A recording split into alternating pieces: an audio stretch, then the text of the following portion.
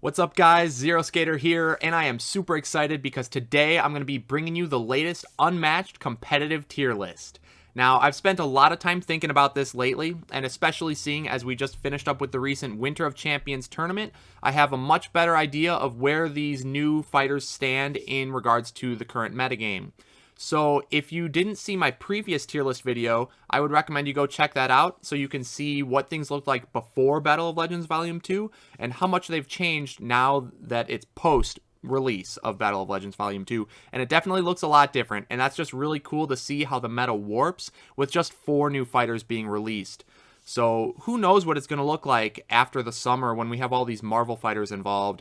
Now, I'm sure a lot of you guys are wanting to see me put the Marvel fighters in this video, but unfortunately I'm not going to be doing that because A, I have barely gotten any plays with them, so I really got to get on that, and B, it's just too early to tell, right? We don't really have data. We don't have any proof of anything. So I may end up doing sort of a prediction tier list to see where I think the Marvel fighters will fall, but that's going to be at a later date. So for today, we're just going to focus on the post-Winter of Champions meta, and I'm just super excited to show this off, so I hope you are too. But before we get into it, as always, be sure to attack that like button if you enjoy the video, and subscribe for more Unmatched content. And without further ado, let's jump on over and check out the newest competitive Unmatched tier list. Alright everybody, so here we are back on good old Tier Maker for the list. And one thing I want to point out before we start is that this list is going to be based off of the Winter of Champions meta and in regards to the Conquest format. So certain things like counter picks are going to be relevant because even though a fighter might not be good into a randomly generated matchup within the game, they might be really good in the context of Conquest format where you can choose them to fight a specific fighter, otherwise known as a counter pick.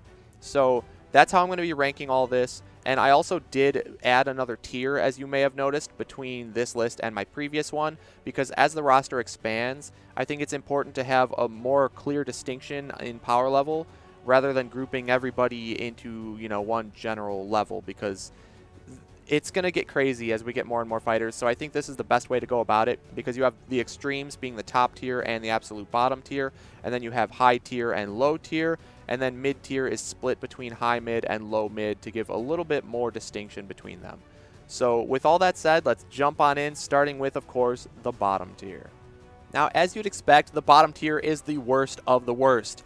These fighters are basically non-viable in any type of competitive tournament play, and that doesn't mean you can't have fun with them in casual games, but if you're picking these bottom tier fighters in tourney, you should not be expecting to win.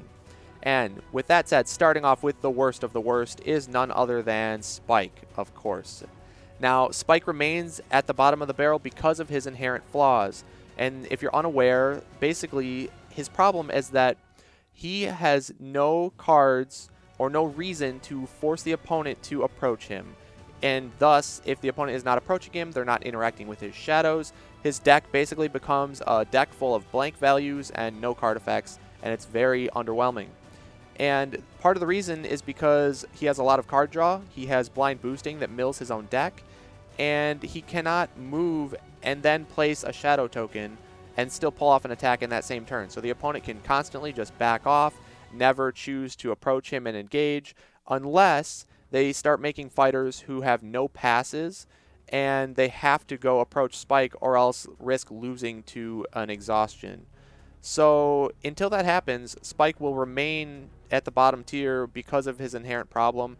And I know there's a lot of Spike fans out there who really try to make him work, but really it's just too big of a flaw that without some major design change, it's not going to change. So you can expect to see Spike at the bottom tier, I think, for the foreseeable future. So next up in the bottom tier is a fighter that I was a little unsure of before, but I think now I can confidently say that he belongs here, and that's going to be Angel.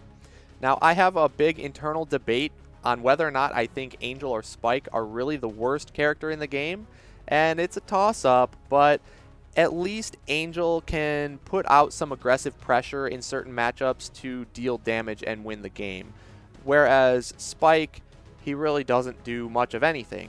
So even though Angel, his problem is that he barely has any defenses. They're very low value. They cap out at a 3 value.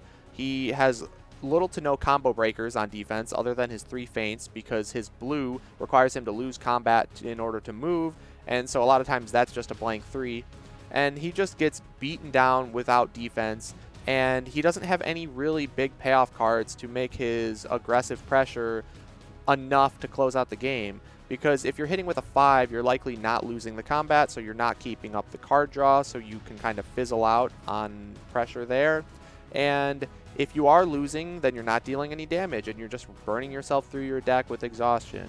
And he has a good sidekick, being Faith. She's very powerful. The schemes are some good auto damage, but she's very easy to kill because, again, she has little defense. And overall, Angel just, there's no real advantage to playing Angel. So I don't know why you would play him over anybody else that can actually put up aggressive pressure like Bigfoot or Sinbad or Robin Hood, but I don't know. There's people out there who love Angel. I think he's very, very bad, and I don't see that ever changing. Now, the last fighter I would consider in the bottom tier is none other than Willow, and there is a reason why this tier is often called the Buffy tier, because all of these 3 fighters are the worst of the worst in the game, and it probably won't change anytime soon. Now, Willow's problem is that she is very RNG dependent, meaning random number generator, meaning luck. Because of all the blind boosting, you never know if you're going to hit a really valuable card off your blind boost that you need, or if you're going to high roll and get the, Love and Loss discard that's going to bump up your value by 3, and it's a card you didn't want to play in the first place. So it's very RNG dependent, and not only that, but she has very low quantity of defense cards, pretty high quality with the 2 blue 5s and your feints, but other than those, her defenses are really, really poor, and with only 14 health and no healing, it's very easy for her to die. And the strengths that she has going for her, and the reason I put her above the other 2 Buffy set fighters here, is because she can, when things work out, she can be pretty good. Because you do have Terra, who is a great meat shield, has extra cancels, has the knowledge of the craft loop that you can pull off against certain fighters in certain situations, which can provide a lot of value to make up for some of the cards you're losing from blind boosting. And the fact that Terra can be revived and be used over and over as a meat shield is pretty good to certain matchups where they can't just play around that, if they're melee, so they can't use range as their advantage. They maybe don't have movement effects to move through sidekicks. They don't have multiple bodies on the board to kind of flank around Terra. So Willow has some things going for her, but overall, against any other competitive fighter, she's really just going to fall short, oftentimes because her deck will burn out and you'll just run out of resources. So I don't necessarily see Willow moving out of the bottom tier, but if there's any of these fighters who would do it, I think it would be Willow. And now that we've gone over that same old story with the bottom tiers, we're going to be moving on to the low tier. And similar to the bottom tiers, these low tier fighters are pretty much non-viable in any competitive tournament setting. Now, you may have those diehard fans out there who just want to pick them for fun or in very niche counterpick scenarios, but it's going to be very rare that you see these fighters picked, and even more rare that you actually see them winning. But to kick off the low tiers, as much as I hate to say it, it's going to have to be Jekyll and Hyde. Now, he was one of my old favorites. I don't play him nearly as much anymore, but I think he's really cool. It's just that he's very inconsistent, for one thing, and for two, Battle of Legends Vol.2 did not help his case, because with the new bonus attack mechanic, part of Jekyll's gameplay is he has to go in at certain times as Mr. Hyde in order to pull off his big damage attacks or scheme damage, and when you do that, you're opening yourself up to the counterattack from your opponent, and you have to be confident in your defenses that you have in hand in order to go in at that time. And with the new bonus attacks being essentially 2 attacks in 1 card, it throws off the math on that, and it makes it incredibly difficult to go in confidently with Mr. Hyde. And not only that, but Wukong and Yanenga and Achilles all have such high health totals that it's very difficult for Mr. Hyde to even get enough damage to close out the game, because there's few opportunities to actually get in, and they have such good defenses and high health that it might not even matter if you do get in. And on top of that, the sidekicks from those 3 fighters that I just named off are incredibly annoying for Jekyll to deal with, because you have the clone wall from Wukong, you have the archers for Yanenga if she wants to body block with them, and you have Patroclus for Achilles, who you don't want to kill because then you make him angry and superpowered, right? So it's just very difficult to have to play around all those sidekicks, and with all of that combined, it just makes Jekyll's life miserable. So he was already in a bad spot before. He's in an even worse spot now. He can still do okay, and he might be able to pull off a win here and there because of his explosivity with Forever Hide, but really against a smart opponent who's playing around pure evil and making you boost and just making things difficult for you, it's almost on your opponent to play bad for you to have success with Jekyll rather than it is for you to play well, and that just feels really bad. And for that reason, I'm going to have to stick Jekyll at the bottom of the low tier. And then in a similar vein as Jekyll and Hyde, as much as it pains me to say, I'm going to have to put Invisible Man as the next low tier fighter. And part of the reason again is because Battle of Legends Vol.2. Out of those fighters, Invisible Man struggles incredibly against Yanenga and Wukong. I would say those are nearly unwinnable matchups for Invisible Man, similar to the Little Red or Sherlock matchups from the past. And so you just add on more of those matchups that are incredibly relevant, by the way, and Invisible Man is just having a really bad time there. He can do pretty good against Achilles. I think he probably has an even to a slightly winning matchup there, and pretty good into Bloody Mary as well. But overall, Invisible Man was already a niche counter pick fighter previously, although the fighters that he was good against were more relevant. And because of the whole way the meta shifted with Battle of Legends Volume 2, those fighters like Muldoon and Dracula are less relevant now. So there's even less opportunity to ever pick Invisible Man, and more matchups that he just auto loses. So he really got knocked down a lot. Part of the problem is he doesn't have any feints, so having no cancels really hurts against the bonus attacks. And he doesn't have any crowd control, like AoE effects, so all the sidekicks are super annoying for him. And it just makes things really difficult. And he doesn't have a lot of damage output outside of his scheme damage, which is 10 auto damage there, and that's pretty good. But the new fighters have, again, so much health that that's not enough to close out the game. So oftentimes Invisible Man has to rely on fatigue damage in order to get the excess damage to finish off a fighter. And with the Yanenga and Wukong having no card draw effects, it just means that all those attacks that they're doing on you are essentially passes, and they are definitely going to beat you in the fatigue battle. So there's just no way for Invisible Man to close out the game. And against Achilles, you can do it if his ability is triggered when Pat's dead, because he'll burn through his own deck, but he's then hitting you for really, really big damage attacks, and so you have to be able to survive long enough in order to drag that out. So that's just the struggle with Invisible Man. I did not get to pick him one time in the Winter of Champions tournament because I never ran into a lineup where I felt that I was confident enough that I could get the win with him. And for all of those reasons, I'm going to have to put Invisible Man now in the low tier.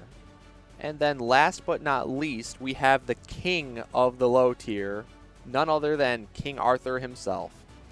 So Arthur obviously has always been a low tier fighter. It's generally agreed upon by the whole Unmatched community, but I think he did move up a little bit because he has okay matchups into Yanenga and Wukong. Now, they're not winning matchups by any means. I think a equally skilled player on both sides, the Wukong and Yanenga, are going to beat Arthur in the end, but he does have some things going for him, mainly because neither of those two fighters have any feints. And turns out when you can't cancel Arthur's ability, it's actually pretty good. So he's going to consistently be swinging for big attacks in those matchups. He has Merlin, who is ranged and has some auto damage and has schemes like Command the Storms that move everything around to let you get in on the hero. So with Wukong, you can move the clones out of the way and get into Wukong himself. Against Yanenga, you can push the archers to a separate zone and get in on Yanenga without her being able to disperse the damage. So there's just some things that Arthur has going for him, but in the long run, all of that hinges on Merlin, and so a smart Wukong or Yanenga player is just going to kill Merlin off, and then Arthur becomes just a big, slow Chungus, and he can basically never get in from then on the rest of the game. He's going to have to be boosting his movement just to reach them. He's going to have to be trying to boost his attacks. He's just going to burn out real quick from that point. So although he's got some things going for him, it all hinges on Merlin, and because of that, it means it's inconsistent, on top of the fact that he already has consistency issues with a lot of one-of copies of cards in his deck, like the Grail, and like the Restless Spirits, and Excalibur, and Lady of the Lake. So he's got all the same problems from before, but he did bump up a little bit because he's got some okay matchups into some of the top characters, and for that reason, I'm going to put King Arthur as the king of the low tier. So now we're going to be moving on to the mid tiers, and I would say that the mid tiers are definitely in a league of their own, above all of the low and bottom tier fighters, but I did separate them into high mid and low mid because the low mid, what we're going to be talking about next, are basically the fighters that are slightly lower in power level compared to the high mids, or a little bit more niche counter pick kind of situations. So with that said, they are all pretty viable in tournament in the right scenario, just less so than, of course, the top and the high tiers. But kicking off the low mid tier, the first one is going to be Buffy. Because Buffy is kind of a very basic fighter. She's very predictable, but she has a lot of decent things going for her. She is a move 3 fighter. She has good sidekicks. She has decent card values with a lot of 4 value defenses and some relatively high attacks. She's got a little bit of healing, a little bit of auto damage. So she's got a little bit of everything. Very versatile fighter, but she's just a little lower power level. People call her sometimes like the great value Bigfoot in a way because she's similar to Bigfoot, being very predictable, but the card values are slightly lower than his. So I mean, Buffy does okay against, I think, Battle of Legends Vol.2, although I haven't tested it a lot personally. I have seen others have some success with her. It's just that she has no real glaring strength into a lot of them, and so why would you pick Buffy when you could just pick somebody else who has a better matchup? She might have a consistent, near 50%, maybe 40% win rate across the board, but when you can pick fighters that have a 60+% win rate into a certain fighter, of course you're going to take that because it's the path of least resistance. So unless you're really a hardcore Buffy fan, I don't see her being picked very often. But like I mentioned, she's got a lot of things going for her, so if you do pick her, you might see some success. And next up in the low mid tier, I'm going to put Alice. So Alice is similar to Buffy in the case that she's always been well-rounded, but because her matchup spreads aren't very polarized, why would you pick Alice when you could just pick somebody who has a more winning matchup, right? So there are some people who really like Alice a lot, and they will succeed pretty well with her, but she doesn't have any glaring strengths. I mean, her ability is really powerful, but it does require you to time the size changes. And with the new bonus attacks into the mix, it makes it a little more difficult because you might want to defend both of those attacks, but that is going to throw off your size because maybe both of your defenses required you to change size, and now you're back to where you started, where you wanted to be the other size. And so it really can just mess with that and make it a little more difficult to time.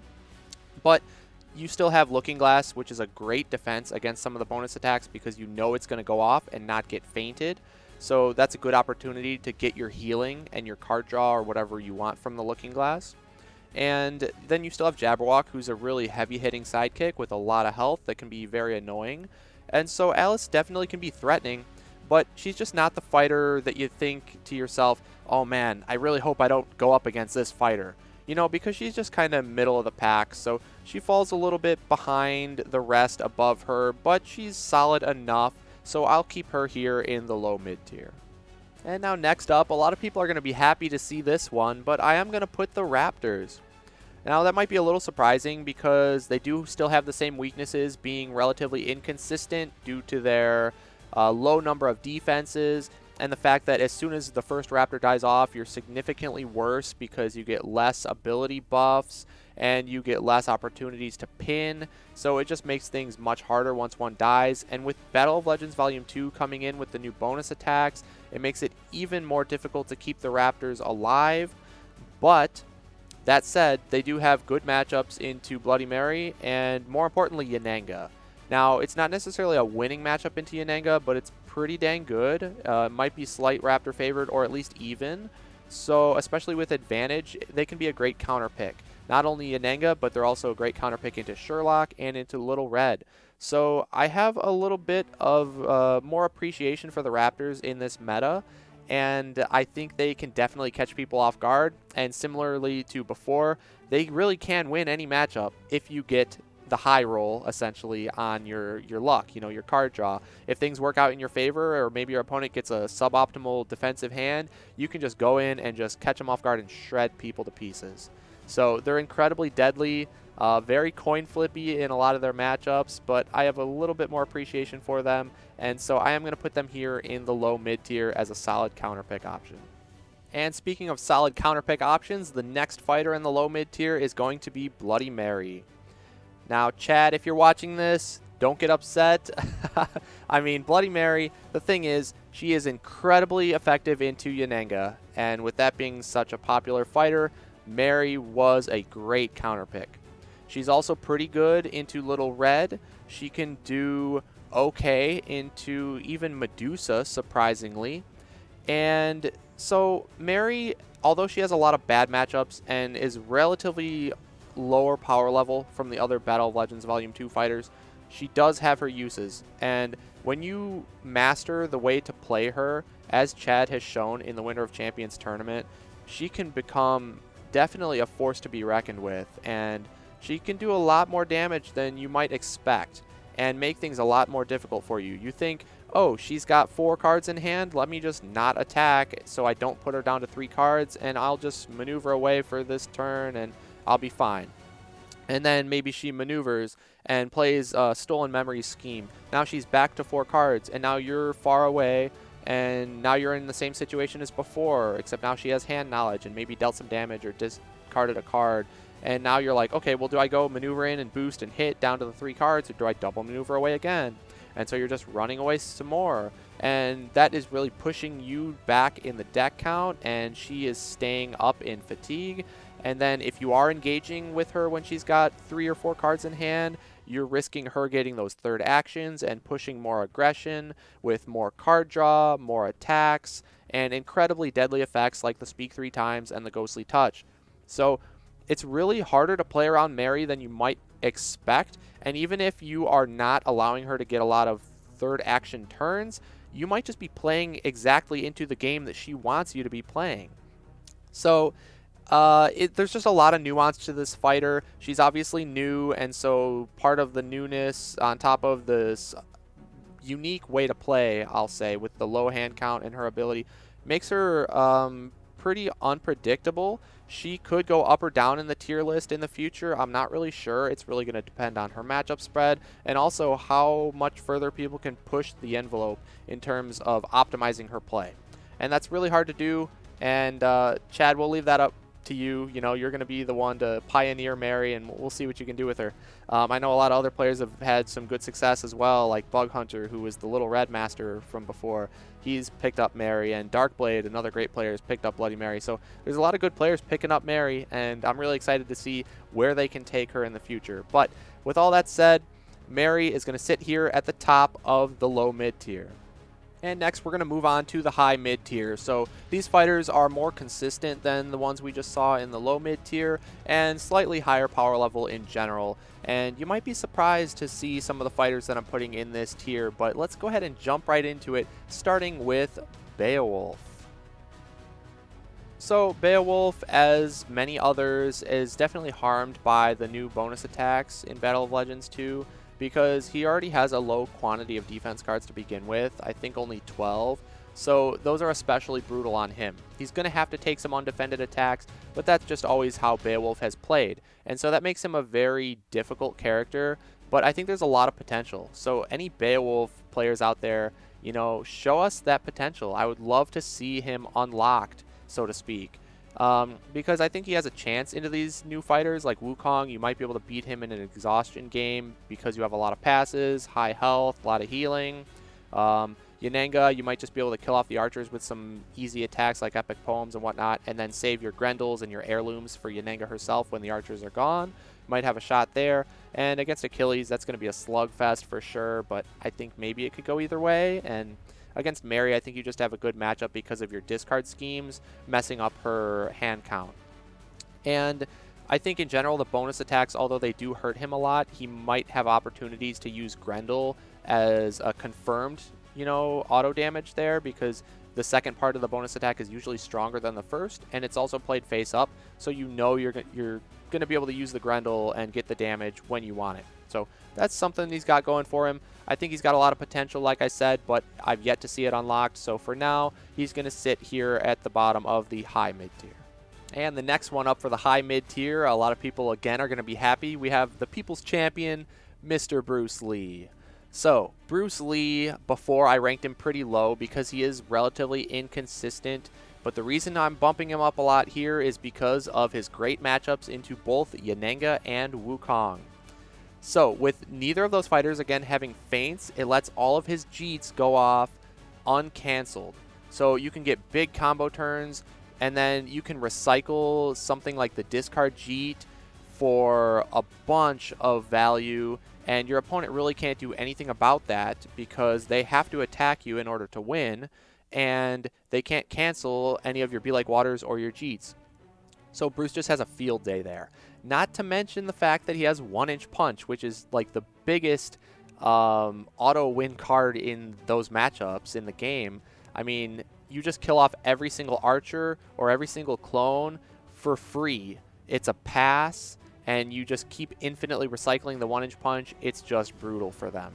Now, Wukong does have Fiery Eyes the Sea, which can allow him to return either the discard Jeet or the 1-inch punch to the bottom of the deck, and then that cuts off the recycling of those cards for Bruce until the very end of the game. So that can definitely hurt, and Yanenga does have a lot of auto damage, so she can play those auto damage cards on defense and bring Bruce's health down pretty low without having to attack. So if she can get some early damage and then just play defense the rest of the game, she can win. So both of the matchups are winnable into Bruce, but Bruce is definitely favored, I think, in both of those matchups. And so for that reason, he's definitely bumping up. And on top of that, he's got all the same benefits as before, where if he goes first, so if he gets map and position advantage and he just moves up and your opponent has not the greatest hand and you have a good hand, you can just combo off and really put them on the back foot at the start of a game. So he's definitely a threatening fighter. His same weaknesses being low health, no healing, and relatively low defenses. That means that anybody with a lot of auto damage or really big attacks can definitely punish him. But, for example, Wukong's Ox form is a huge value, but Bruce has such high boost values that he's able to boost up his defenses to equally match the Ox form pretty easily. So Bruce has a ton going for him in those matchups. He really does struggle into Achilles because Achilles is so beefy and has a ton of combo breakers. And against Bloody Mary, I think Bruce is pretty good. So overall, I think he definitely deserves to be moved up a few spots and comfortably sitting here in the middle of the high mid tier. And then next up for the high mid tier is going to be Dracula. Now, Dracula used to be a high tier fighter. Now he's definitely bumped down a bit, and that again is because of the new fighters in BOL2. He does not do well at all against Yanenga or Wukong, and I think Achilles is an uphill battle, and maybe he's just okay into Bloody Mary even. So all of the new fighters really hurt Dracula. He's still a great fighter outside of those matchups because he has all the same strengths as before, being very versatile, having healing, auto damage, teleportation, multi-sidekicks, massive attacks, hand disruption with Do My Bidding. So he still has all that great stuff going for him. It's just that his matchup spreads have gotten a lot worse as of late, which is bumping him down and out of the high tier. Now, he's still incredibly threatening, but he's relatively difficult to play. So you can't just pick up Drac randomly and expect to do well with him. You got to know how to find those lethal setups because it's all about setting up the lethals for the beast form. So you want your first beast form fainted so that can be 4 damage easily. And then you want to play your Do My Biddings and bait out feints so that the second beast form is the killing blow where you dump your whole hand for lethal. So it can be difficult to do, but it's super rewarding and very fun to try to pull off. So I still love Dracula, but I did not pick him one time in Winter of Champions because the meta just does not lend itself towards comfortable Dracula picks. He's still pretty good into Little Red and Bigfoot and Medusa, which is definitely relevant, but again, being bad against all 4 of the new Battle of Legends Vol.2 fighters moves him down, so he's going to sit here in the high mid tier. And then, oh, how the mighty have fallen. Next up is Mr. Robert Muldoon, otherwise known as InGen. So, Muldoon was the talk of the town in Summer of Legends and the Premier Tournament. He was all over the meta, very common pick. Part of the reason was because of how good of a matchup he has into Bigfoot. And Bigfoot has also been falling a bit if you've been following and keeping up with the meta. So, the relevance of Muldoon is going down.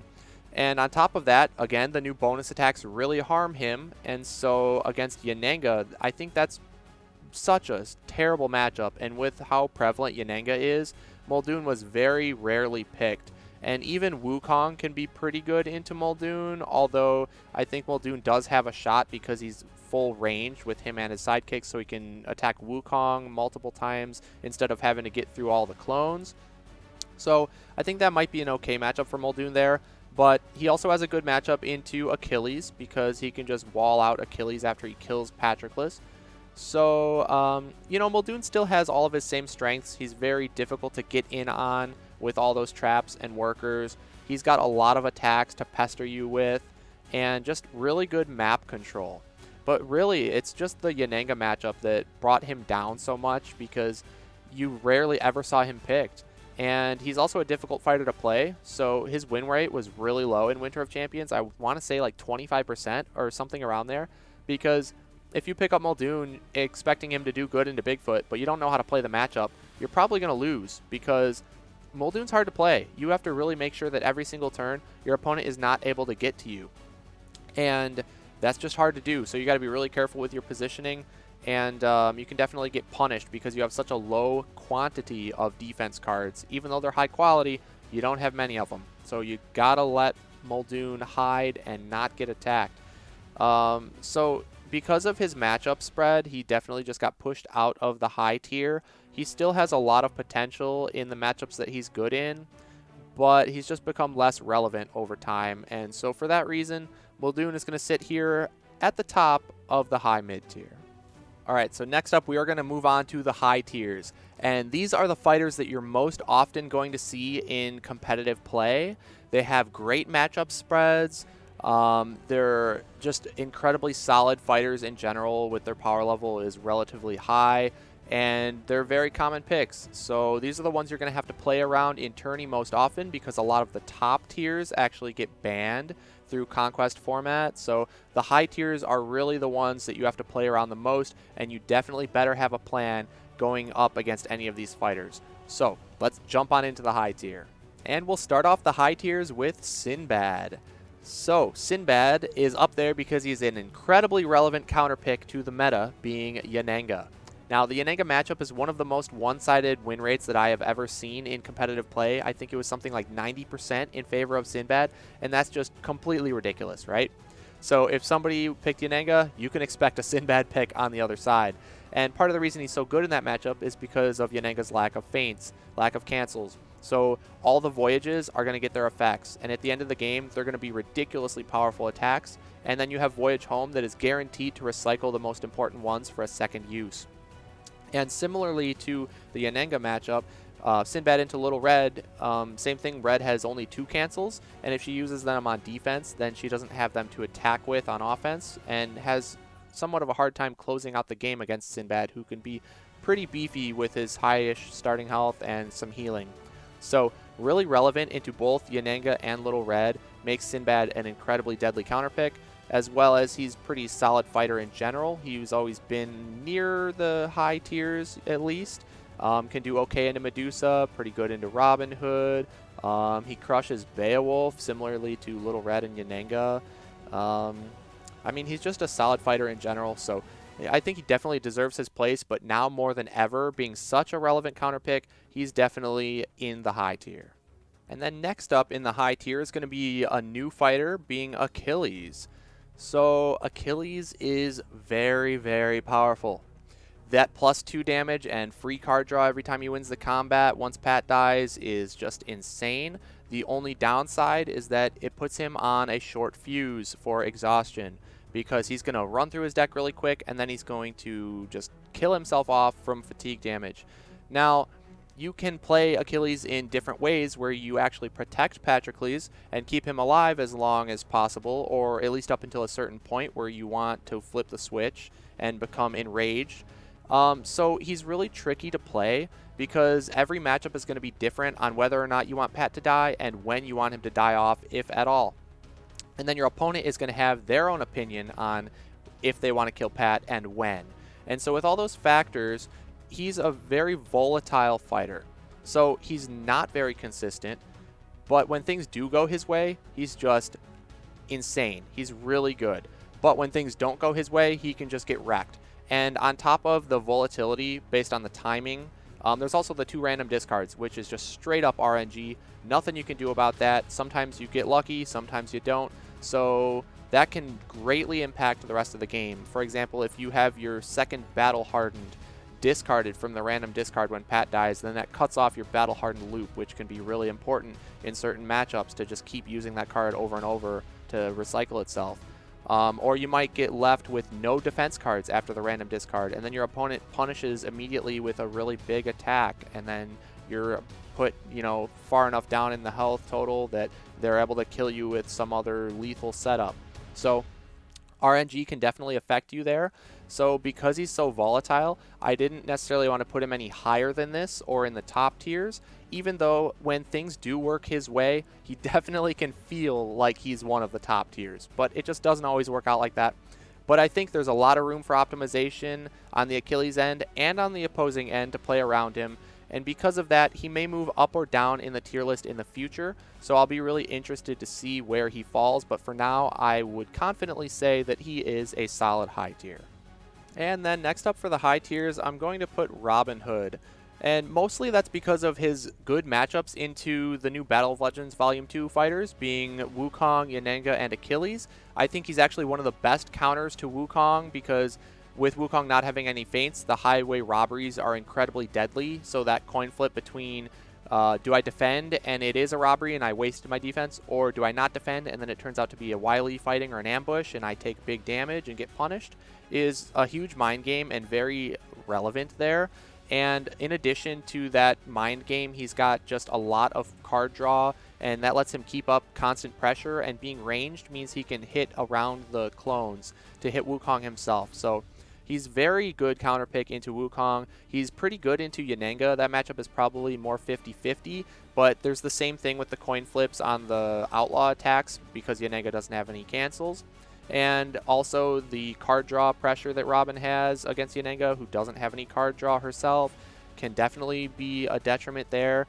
And then against Achilles, Robin Hood can just kill Pat off and then wall up Achilles with outlaws and things that he has to beat through in order to actually reach Robin Hood. And meanwhile, that whole time, he's pelting Achilles with attacks that are either dealing damage or causing him to draw, so Achilles burns out through his deck pretty quick. So he's really good into all those 3 fighters, and that's why he's definitely going to remain here in the high tier. I mean, he's always been in the high tier since Summer of Legends, I would say. And if you've ever went up against an aggressive Robin Hood, it's incredibly scary because the pressure is on when you get cornered and you don't know whether you should maneuver away to try to draw defense or if you should try to counter pressure to scare him off. And one wrong move and you can be just permanently on the back foot the rest of the game, and he will just not slow down and just keep pelting you with attacks over and over until you crumble. So Robin Hood is very scary, very relevant, and definitely deserving of his place here in the high tier. And next up in the high tier is going to be Robin Hood's main adversary, Bigfoot.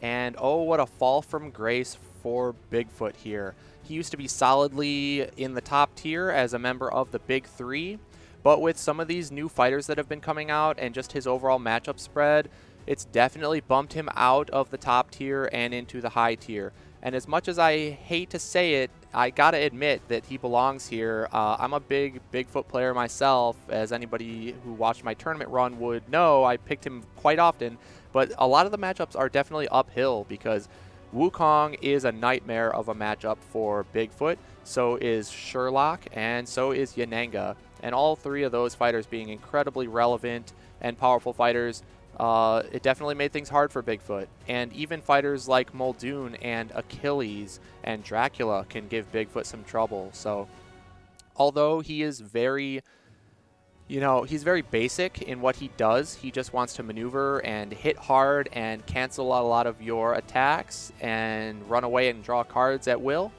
Um, that doesn't mean he's not good, because even though you know what he's going to do, that doesn't mean you can do anything about it. You can't always stop him because he's just going to overwhelm you with his pure high values and aggressive pressure. And similar to Robin Hood, if you've ever faced an aggressive Bigfoot, it can be incredibly scary because he's able to send Jackalope out to do all the heavy hitting, and meanwhile he gets to sit back and just be a card draw machine so that Jackalope can keep up that constant pressure. And as soon as Jackalope gets into the danger zone where he might be able to die from certain attacks, he can just swap and back off Jackalope and bring Bigfoot in, and now Bigfoot's hitting even harder with things like the logs and the savageries, while Jackalope is protected until Jackalope pulls off all the Jackalope horns for the auto damage, and then they can swap again, and Jackalope can just be a meat shield and just pester you, until you kill him off, and then you have to kill off Bigfoot. So overall, the health total of those fighters combined is 22, which is very strong. In addition to the high health, I mean, their defenses are ridiculous, and Jackalope can almost play everything that Bigfoot can.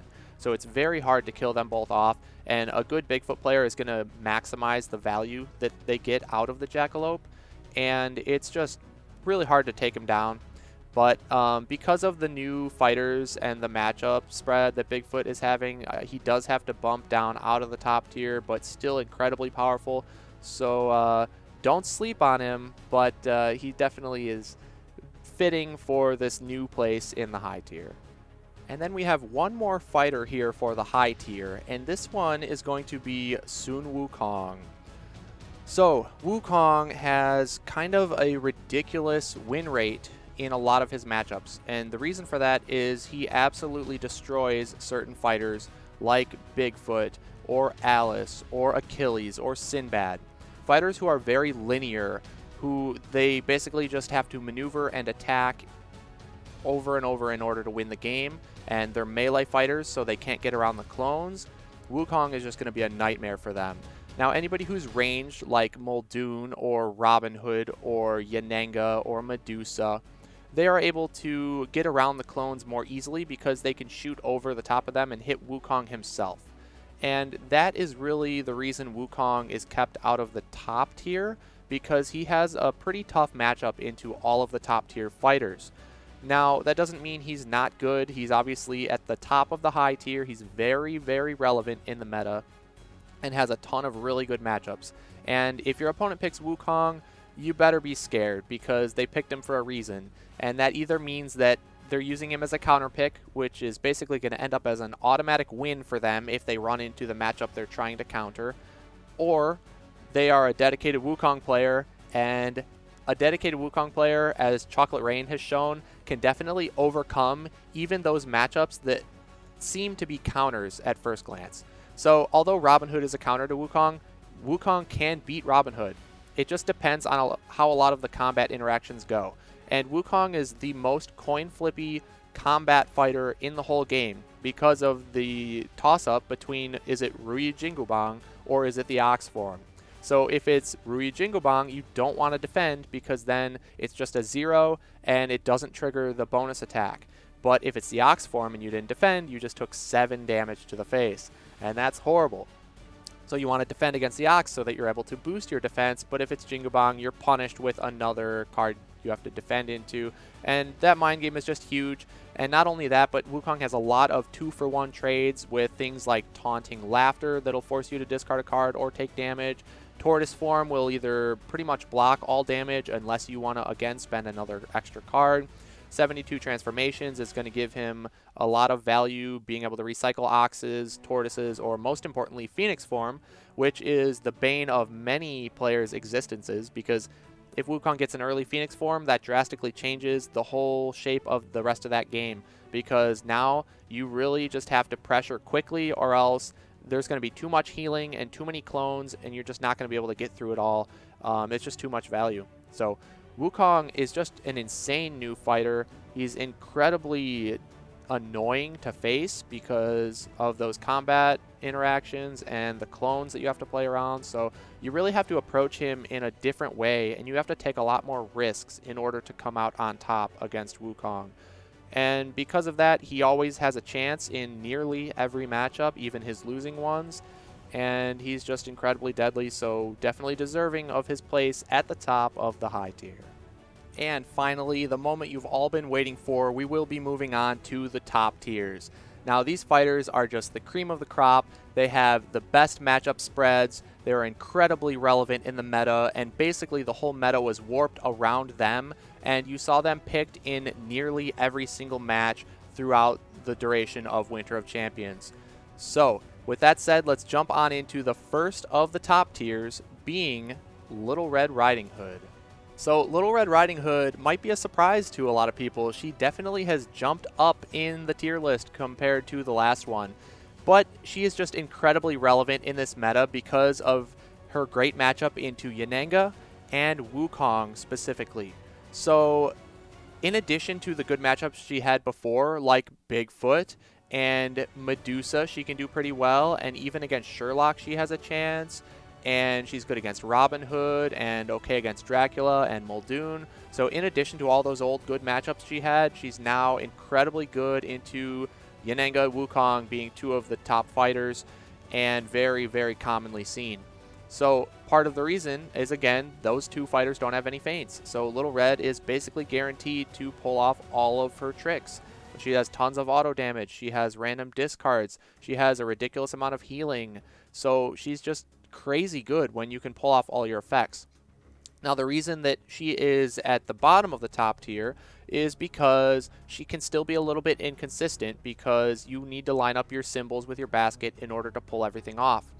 And that can be tricky to do sometimes, especially against aggressive opponents who are trying to just pressure you and make it so that you don't have time to line everything up the way you would like. But if you are able to mitigate some of that pressure and play a good defensive game and drag it out and pull off all your effects, you're definitely going to be favored in the matchup.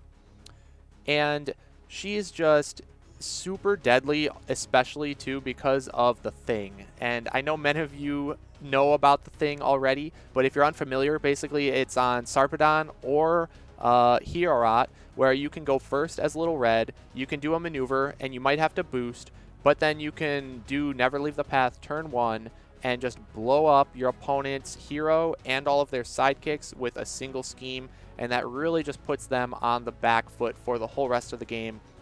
And it turns slightly even to favored Little Red matchup into basically almost an auto win. I mean, it's very hard to come back from that, as many of you, I'm sure, know if you've been on the receiving end of the Thing from Little Red. So that's incredibly relevant, and now that it's been more popularized, everybody pretty much knows about it, you see it pretty often, and it's very deadly into especially Yananga, who that's essentially taking away 6 of her health with one scheme on turn 1, as well as taking away some of her positional advantage because you no longer have the extra bodies. And same thing with Medusa, you're taking away positional advantage, you're taking away some discard ability because of the clutching claws from the Harpies, and that's just super, super relevant. And Wukong has to constantly play with a different sort of positioning to play around path, and oftentimes that leads openings for Little Red to actually sneak in there with things like Into the Woods and hit Wukong himself. And when he can't cancel, that means your Once Upon a Times and your offensive Big Eyes are going to be guaranteed to deal 3 damage into anything Wukong might happen to play on defense. So she's just super relevant into those matchups, and because of that, definitely deserving in the top tier here, although she can be a little bit more inconsistent than the ones above her, and there are some weird matchups that she loses, things like Sinbad and Beowulf and Achilles, and then like Muldoon and Dracula can both do okay into her, so she loses a bit more to some of the lower tier fighters. But in general, when you're just talking about the meta, she's just super relevant, and I'm happy to put her here in the top tier. And moving on, we're going to see the guy that everybody loves to hate, and that's Mr. Sherlock Holmes. So obviously Sherlock is incredibly powerful, everybody knows that, But the reason I am not putting him as number 1 and actually number 3 on my list is for a couple of things. First of all, Sherlock is not easy to play optimally.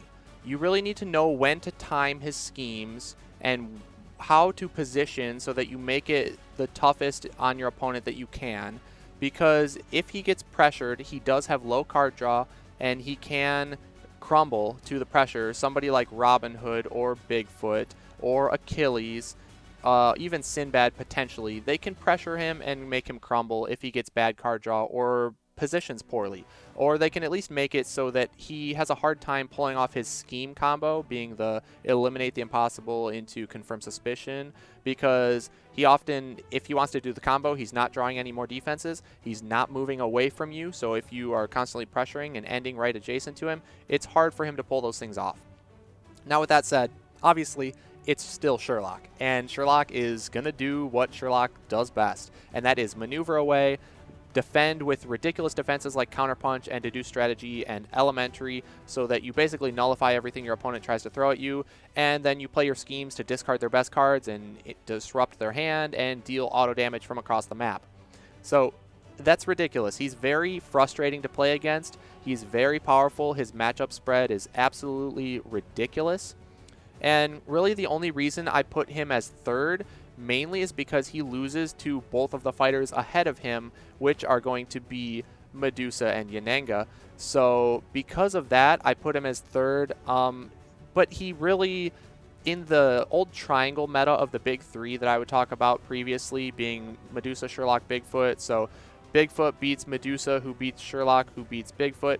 The Sherlock into Bigfoot matchup was definitely the most skewed towards one end. The others were a little more even. But with Bigfoot falling out of favor, that kind of takes that out of the equation, and you almost have Yen filling in as the new part of the triangle in a way. And Yananga does really well against Sherlock, so that's definitely an uphill battle for him. Although he can still win it, it's definitely not easy.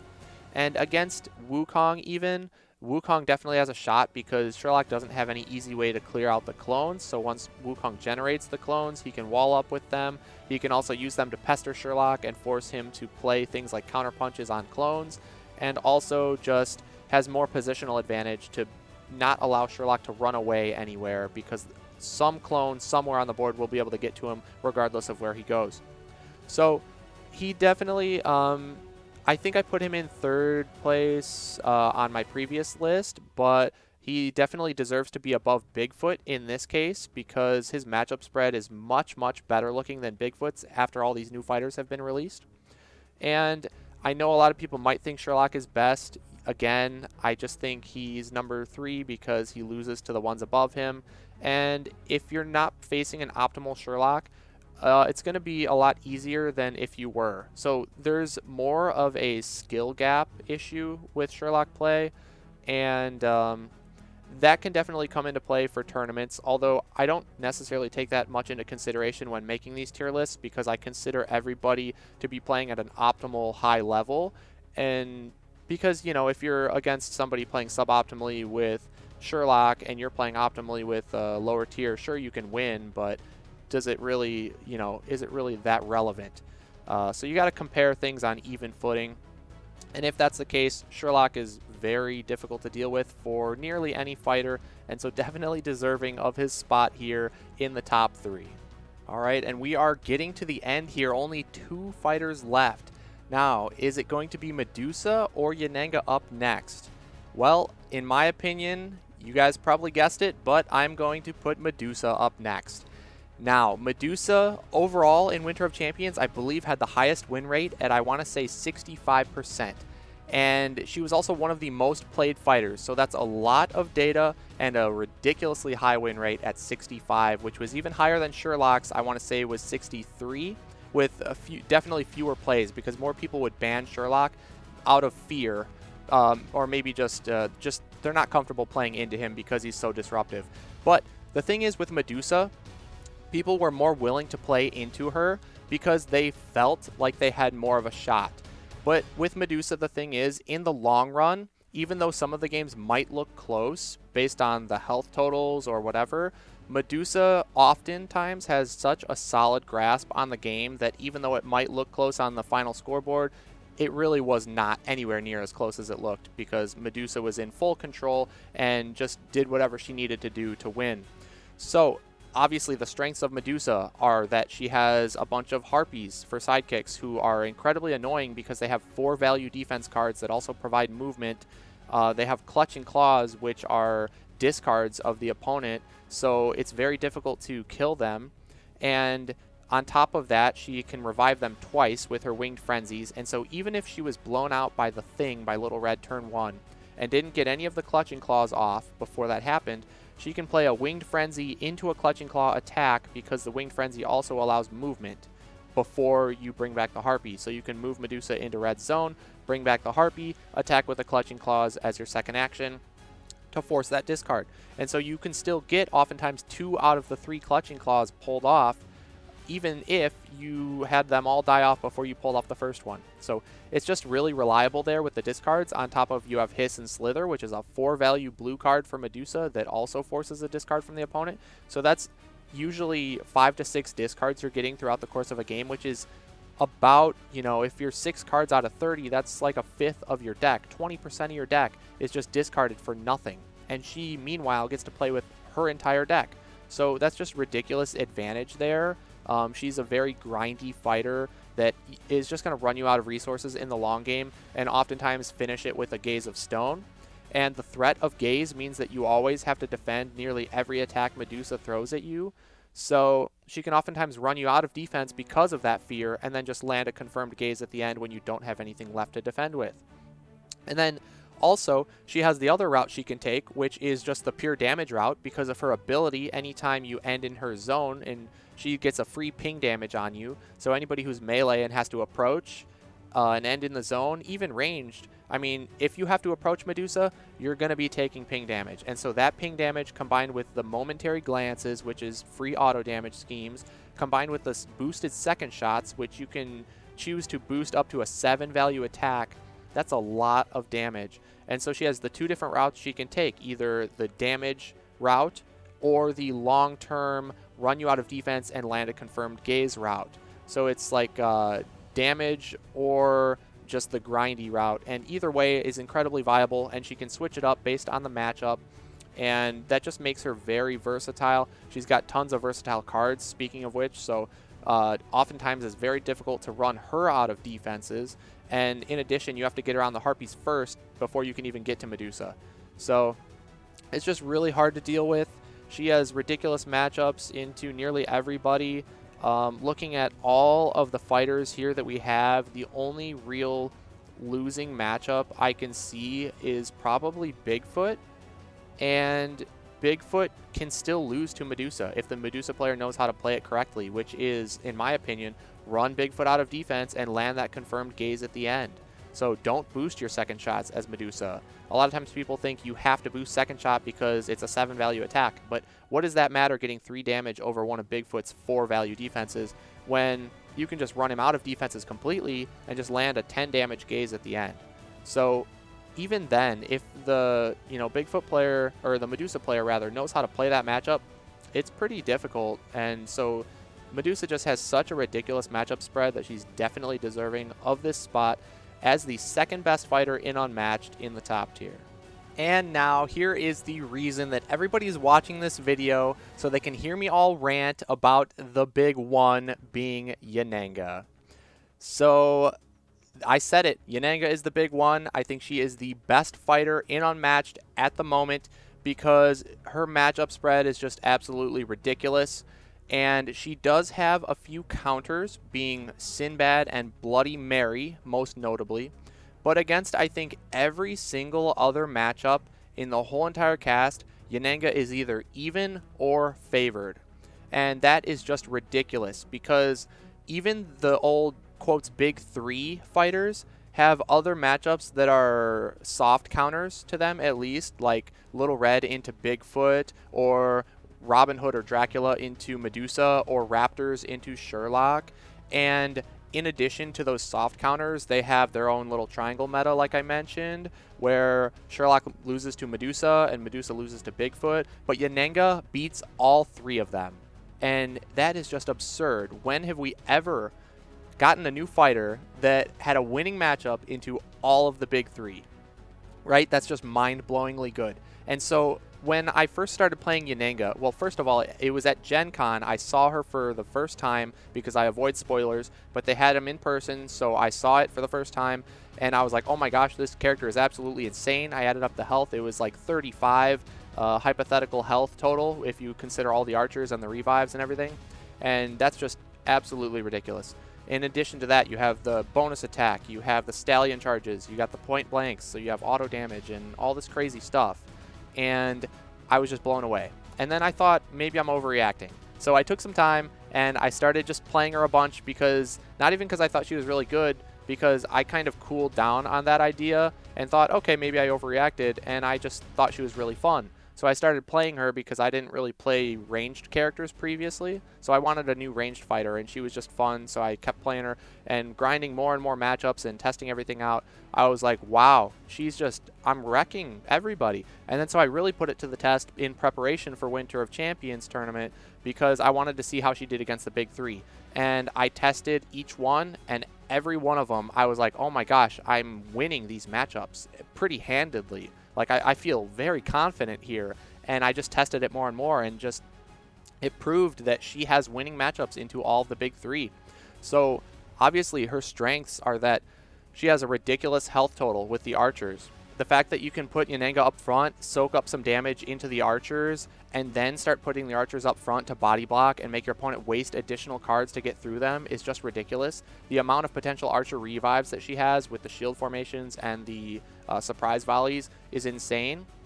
So your opponent wants to feint your surprise volleys, but then that also means if they feint those, they're not feinting your bonus attacks, being the Rain of Arrows, which is just an incredibly powerful card. And then that means they're also not feinting stallion charges if you're somebody like Medusa who wants to stop those so that you don't just lose all your harpies.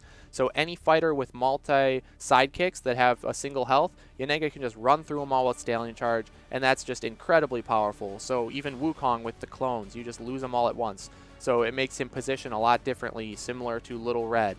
So the fact that you can't feint everything that Yanenga has that you want to feint, and so her effects are incredibly powerful. And her positioning game being double ranged is very strong because if you want to pressure them, you can put Yanenga in a certain spot and then the 2 archers in other zones so that you have full map coverage, at least maybe probably with a single maneuver. You can hit every single zone so your opponent has nowhere to hide.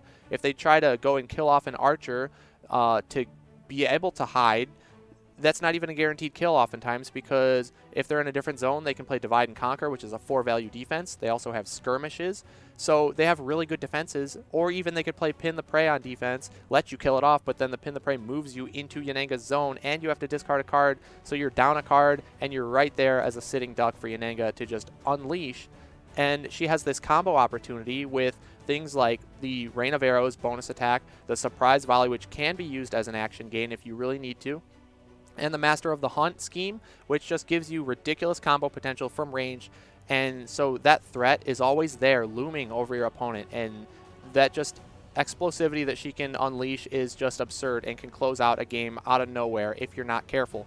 And then if you're playing carefully, you're playing more of a slower, longer game, and Yanenga excels in that as well with the ridiculous health total, and just being able to attack constantly from range means without any card draw, she is essentially passing for every attack. So she's not going to run into exhaustion problems like you will if you have card draw effects.